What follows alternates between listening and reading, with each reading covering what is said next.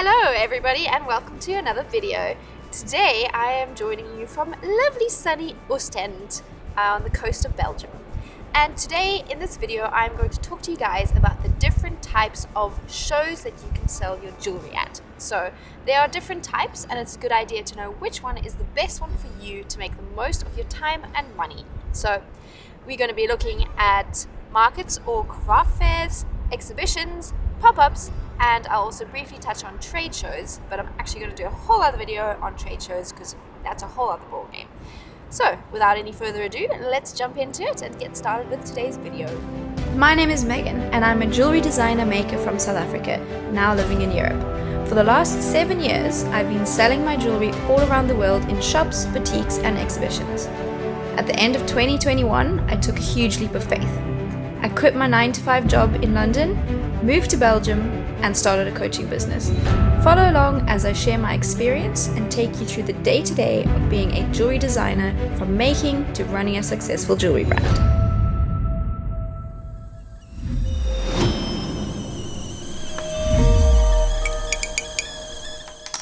Markets or craft fairs. These are basically often events that happen weekly. For example, in your local area, they would have a different range of products on sale, even foodstuffs, some handmade items, and even potentially sometimes things that are not handmade. So you need to first of all understand what kind of customer comes to this, what are they looking for, and do you think that this would be a good place to sell your jewelry?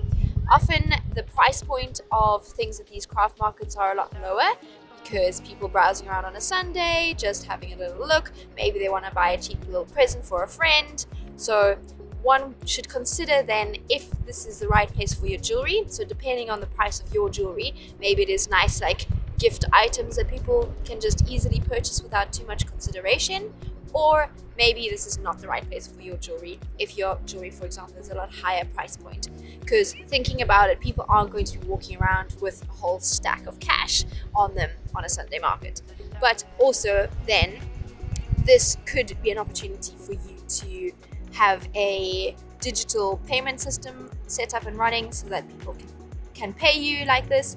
Another thing to consider about craft shows or markets is if they're a weekly event, or if they are just occasional events that happen for special occasions such as Easter holidays or Christmas or Mother's Day or long weekends or things like that.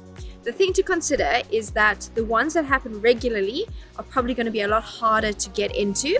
But if you do get into them, obviously it's great because then you have a regular event and people will know where to find you. But as there's always a set amount of stands that the event will have, if they've already got their store holders and nobody is leaving, then there isn't going to be place for you. So don't feel disheartened if you apply for those and you don't get accepted. So there's obviously just a limited amount of space. So they have to wait until people go. But also still, there's no harm in applying and having your name on the list in case somebody does drop off or something, then maybe they can get in touch with you. So that's also something to consider. Whereas applying for random different pop-up ones, obviously the thing with that is that you're not going to be able to see or go and visit beforehand if it's a new event or it only happens regularly, or if it only happens occasionally and you've just moved to the area, for example, then you're not going to know what kind of other sellers are at the event. Thing to consider is, are they similar kind of sellers to you, or are they very different in price point or target audience, for example? So what you want to see is if the people who are selling there are drawing the same kind of customers, target audience as you. So it's a really good idea, and I strongly recommend having a list of questions that you ask yourself and the event organizer before signing up or paying anything, to get a really good understanding of whether this is the right place for you. So I have a list of questions that you can download for free. If you want to, I'll put a link in the description so you can head over and download that. So these are questions that I have used for every event that I have done, and it really does give you a fuller understanding of the event and if it's a good idea. So the second type of event you could participate in is exhibitions. So these are often indoors. They maybe happen less regularly than markets or fairs, not necessarily, but the difference is the kind of people that go to these. So sometimes the products there are a bit more expensive, but not necessarily always. So it's a good idea to investigate and ask the organizer who else is exhibiting, so you get an idea of the kind of stuff that's going to be on display with you, and if that is competitive in a good way or if it is maybe really not the right audience for you. So have a look at my downloadable guide to make sure that you're asking the right questions to the exhibition or event organizer, to make sure that you are going to be showing your work in front of the right kind of people. So with this, you'll be able to get a clearer idea of who attends the exhibition, for example.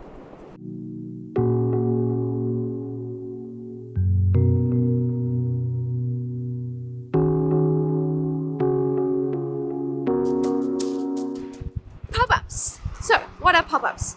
Pop-ups are usually quite small. Often they take place in a venue that would otherwise be a shop or something, but it's temporarily available. So to make some money, people often rent them out as a little pop-up event, so either for a couple of days, a week, or even a month.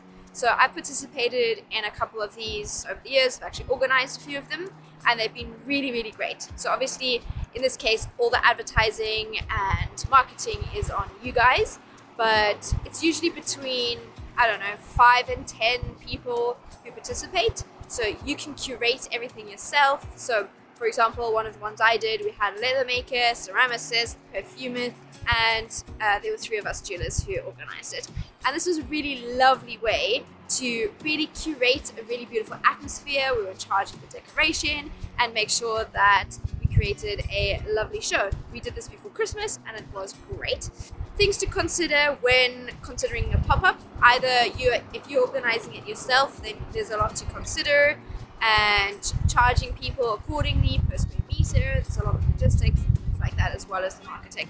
Or you can participate in one that's happening. So maybe there's one happening in your local area that you could join in with. So there might be groups, like craft groups, and they might be advertising and looking for people to join.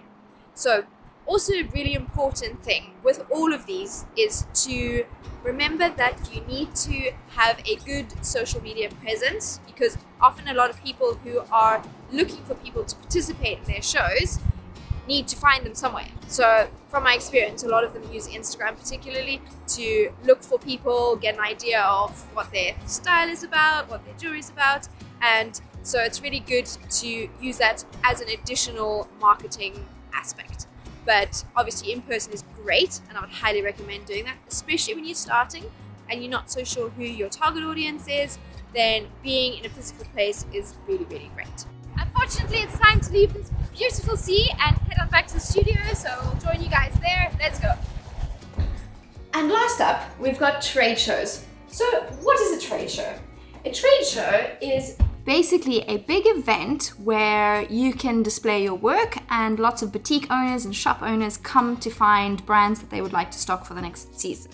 So when you're selling at these, then usually it's wholesale. It's not usually open to the public to come and look.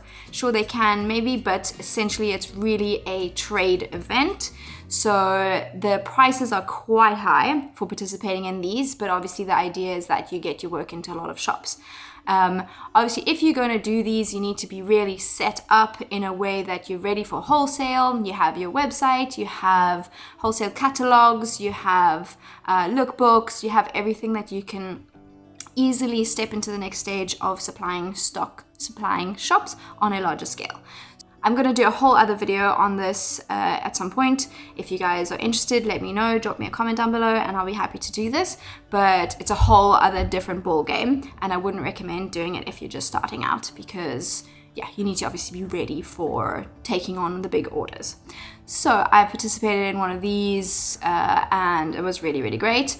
But it is a lot of work and a lot of prep, so yeah, I can explain all of that to you guys if you want in another video.